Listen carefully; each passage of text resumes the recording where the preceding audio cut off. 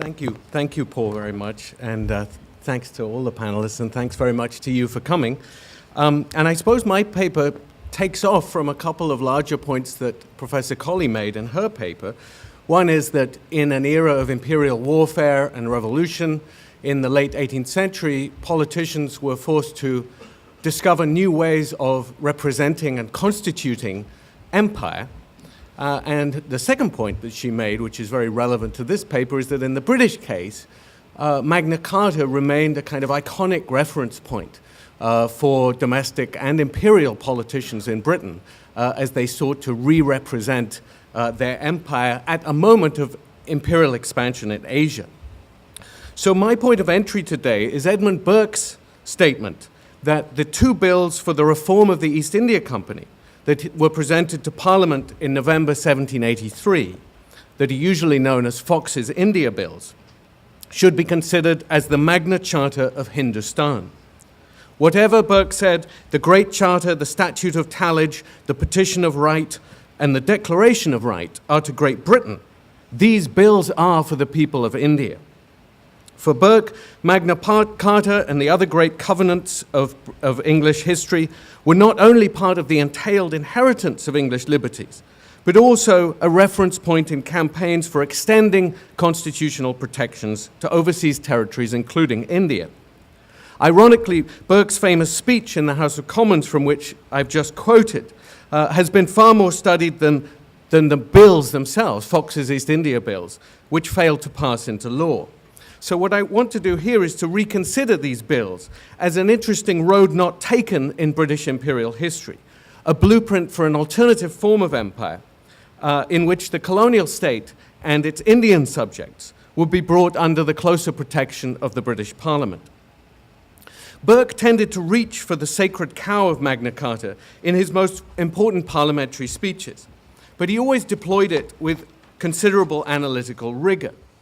For example, in a landmark speech on conciliation with America in 1775, Burke rehearsed the standard Whig association between Magna Carta and the rise of Parliament.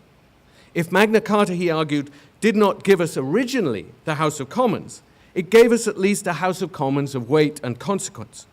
According to Burke, our ancestors did not churlishly sit down alone to the feast of Magna Carta. Rather, Ireland, too, was made immediately a partaker, and a parliamentary form of government was established there. Burke then narrated the progressive extension of, quote, every successive improvement in constitutional liberty to Ireland, Wales, and the Palatines of Chester and Durham, portraying a long English tradition of constitutional imperialism, which therefore pointed ineluctably to the legal competency, as he saw it, of colonial assemblies in America. But if the 13 colonies accorded well with this imagined parliamentary inheritance of Magna Carta, it was more of a stretch to extend this historical logic to India.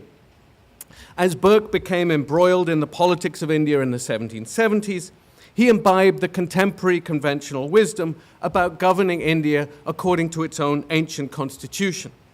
For example, in a speech from 1781 on the new Judicature Bill for Bengal, Burke argued against extending English laws to India.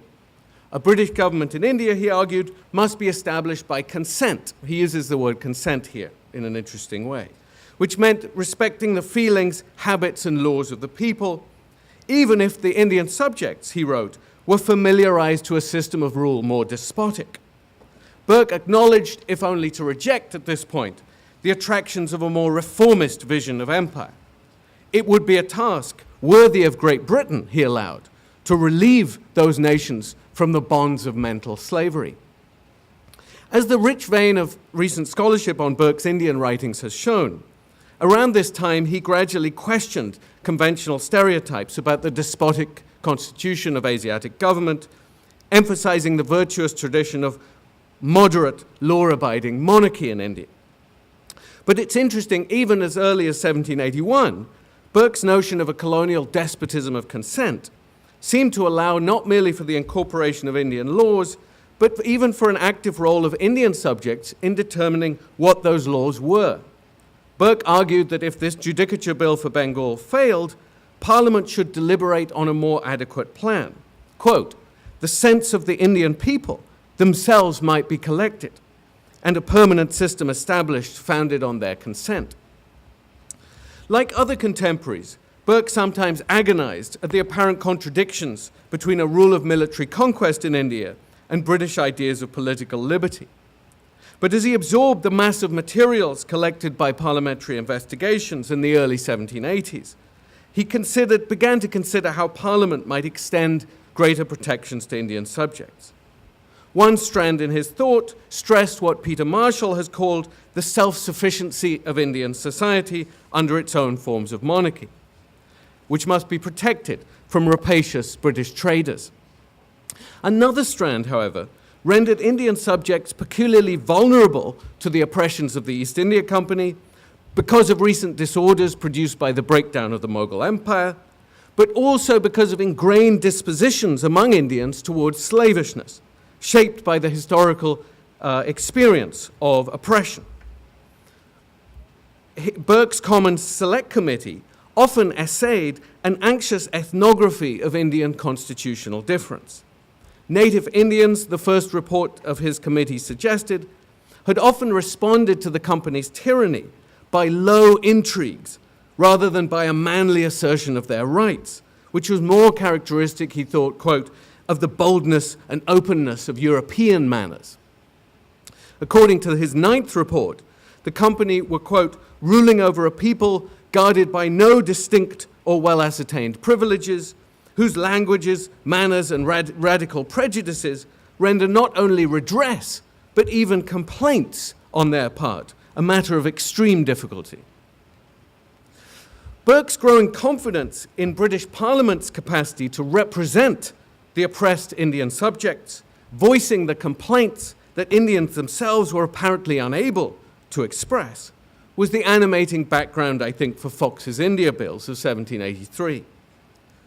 Already in 1782, Burke suggested that, quote, a perpetual committee of the House of Commons could be the great cure for Indian abuses. Given that the alien proceedings of British law courts were inaccessible to Indians, he suggested that parliamentary proceeding seems to be the only mode by which relief for Indian grievances may be had, with safety to the rules of judicature in England and with effect in India. His India Bills, therefore, were meant to institutionalize, and I should say that though they're called Fox's India Bills, it does seem that Burke had a kind of key role in drafting these. His India Bills were meant to institutionalize a vision of direct parliamentary oversight for the Indian Empire.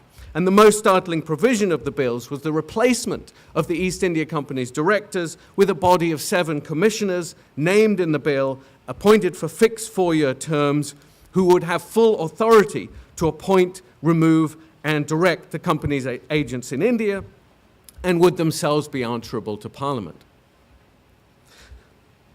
In his crucial speech justifying the bills, Burke again invoked Magna Carta, dear to the heart of every Englishman, he said, as the foundation of a constitutional form of empire. Magna Carta served him partly as a foil for the notion that the bills threatened the chartered rights of Englishmen as an unconstitutional seizure of the East India Company's property. To combat this, Burke contrasted the contingent nature of the company's charter, by which Parliament had delegated sovereign power to a commercial company, with the foundational, irrevocable nature of Magna Carta. Whereas the company's power, charter, he said, had created power and monopoly, thus limiting the rights of British subjects. Magna Carta had restrained power on behalf of, quote, the original right in the subject, or the natural rights of mankind. So Magna Carta appeared differently than it had in his earlier speech on conciliation with America, less as a moment in English parliamentary history, and more as an assertion of putatively universal natural rights. This universalizing move prepared the ground for his striking rhetorical claim that the bills would be a Magna Charta for Hindostan. These bills would be a new Magna Carta. And I should explain that there were 2 bills. One regulated the government of the company in England, and one regulated the actions of British employees overseas. The new bills would be a new Magna Carta, appropriate to the genius of India, yet compatible with universal rights. Burke's rhetoric subtly echoed, I think, his earlier idea of a progressive form of English imperialism, gradually extending domestic rights to overseas territories. This Magna Carta of Hindostan, he suggested, might be just a first step towards the expansion of a new empire of liberty. Of this benefit, he declared, I am certain their condition is incapable.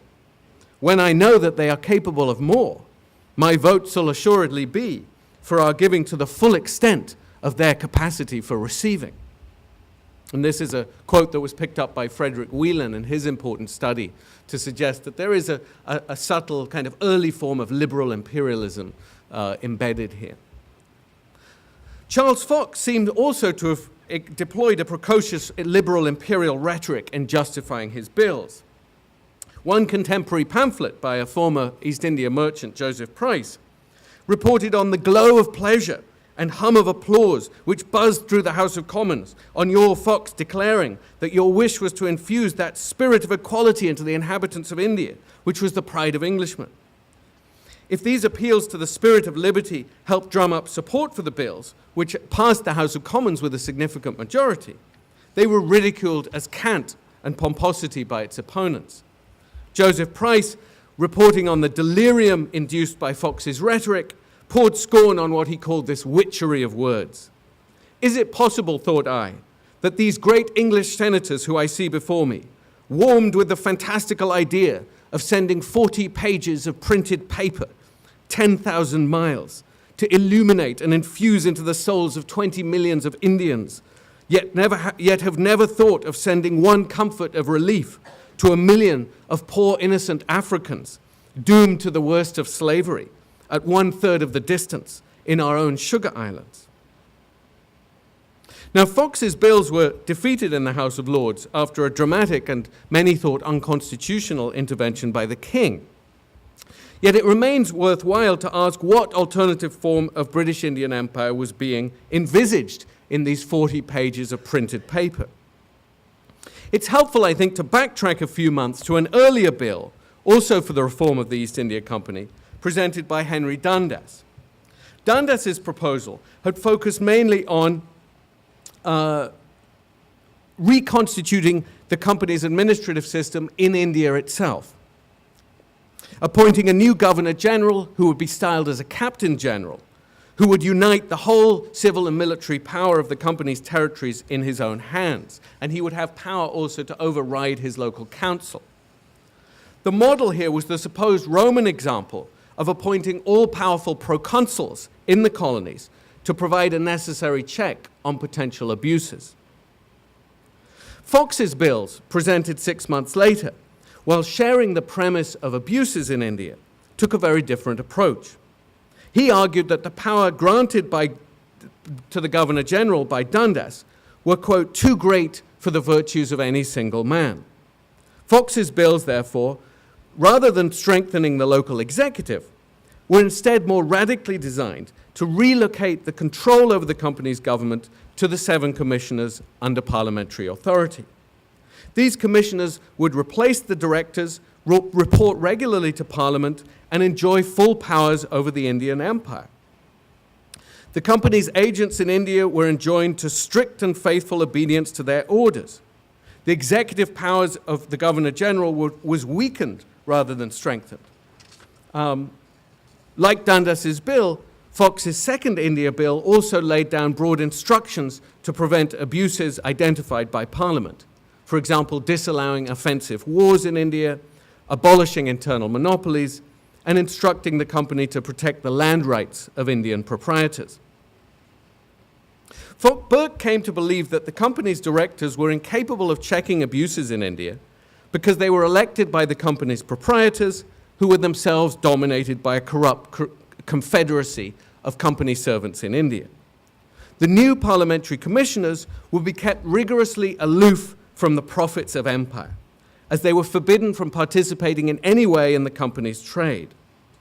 This is, in a sense, the opposite of Professor Holzebos's point, Montesquieu trying to insulate commerce from politics. This is insulating politics from commerce.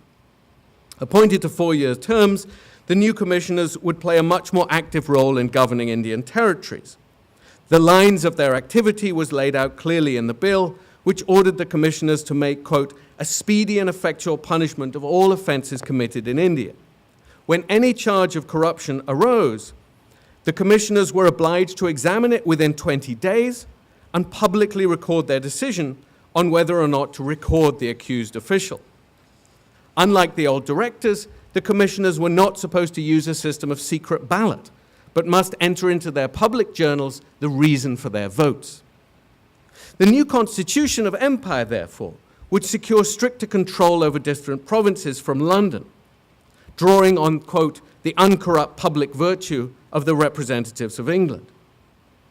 Yet despite establishing broad principles for the conduct of British officials, the bills did remarkably little to change the existing structures of government in India. They focused instead on establishing a transcendent sphere of what Miti Mukherjee has called supranational imperial justice. The emphasis was on opening up avenues for Indian complaints to be properly investigated in public rather than secret proceedings. Yet the bills said curiously little about how such complaints or charges would be produced. Presumably the commissioners would be mainly reliant on the company's local authorities for transmitting charges against the government. There's also strikingly little reference to the role of native Indians in the system of imperial rule. Perhaps a reflection of continued anxieties about the capacity of Indians to represent themselves in political and legal forms. The potential role for Indian complainants was made explicit in one provision. In cases of breaches of treaty or other wrongs against Indian rulers, the native princes would be allowed to exhibit charges against the company. Burke argued that the company had committed a universal systematic breach of treaties in India. One of the more remarkable features of the bills, given that the question of the Crown's sovereignty over India was not formally settled until the early 19th century, was the extension of an overarching British sovereignty over a broad swathe not only of the territories directly conquered by the company, but over other allied princes, princes who'd signed treaties with the company. These were defined as princes who paid tribute to or kept up troops on behalf of the company, and they were explicitly placed under the protection of His Majesty. Fox's bills were thus ambitiously designed to settle the geopolitical affairs of India, as Burke put it, from the mountains that separate India from Tartary to Cape Cormoran, that is 120 degrees of latitude. To Burke's frustration, opposition to these bills focused less on their effects in India and more on the implications for the British Constitution, especially on the alleged threat to chartered rights. Yet some commentators did reflect on the likely effects of Fox's bills in India itself. Some of them highlighted the problem of sailing distances. Just how would a bunch of commissioners in London be able to effectively control the government of India when it took 6 months for ships traveling from India from Britain to reach India, and another 6 months for them to come back? But some also focused on the danger of allowing Indians to appeal for redress to London. Joseph Price, again, this former East Indian merchant who I've quoted before, picked up on this emphasis on encouraging complaints. According to Price, Indian subjects were not the cowed and overawed people that Burke envisaged. In a published letter to Fox, Price warned that, quote, newspapers are as much read in Asia as in London. Parliamentary debates about these bills would quickly, quote, be rendered into all the languages of Hindostan. Reports of the bills would rapidly excite, quote, the spirit of litigation among the natives against every man who has at any time held authority over them in the company's service. The British had only two choices in India, said Price: continue to support the company government or withdraw your fleets and armies and quit the country entirely. There was no third way. According to Price, Fox and Burke's vision of a colonial state subjected to constant parliamentary inspection would lead, quote, to anarchy, confusion, and disorder. Price's alarm at these bills lends, I think, some support to Peter Marshall's contention that these India bills would have, quote, radically altered the structure of British rule in India. Price feared exactly what Burke seemed to welcome, that a more direct relationship between colonial subjects in India and the British Parliament would only encourage further complaints, disputes, and appeals to London. William Pitt's India Act, by contrast, which successfully passed into law in 1784, though it was aimed at preventing local abuses in India, took a much more conservative approach. The old structures of company government were maintained, though the directors were subject to a degree of ministerial supervision through a board of control. As in Dundas's bill, the powers of the company's executive and legislative authorities in India were enhanced and expanded. So I think what developed was, rather than Burke's vision of a kind of empire welded onto parliamentary government in Britain, was a kind of semi-detached imperial constitution, where the empire in India had its own distinct constitution, and a kind of firewall was built up between the executive authorities in colonial India and the British Parliament. The empire, in a sense, insulated British politics from colonial affairs. Edmund Burke was disgusted by this outcome. He called Pitt's India Bill and its attendant reforms a libel on the British Constitution, opposed to fundamental principles of government as government by law, trial by jury, and publicity in every concern. But Burke and Fox's attempts in 1783 to extend the protection of British parliamentary government to India does suggest how the question of the relationship between British constitutional norms and colonial rule remained highly contested in the 18th century. Respect for the genius of different peoples could coexist with projects for adapting the domestic constitution to extend protections to the rights of colonial subjects. Clearly, Burke's Magna Charta of Hindostan neither transformed the British Empire nor achieved the fame of its namesake from 1215. Nevertheless, his echoing rhetoric would stand as a challenge to later generations of British imperialists. And the disjunct that Burke had pointed to between the procedures and norms of the domestic constitution and those of the British Empire in India would remain a constantly recurring problem in British imperial politics. Thank you.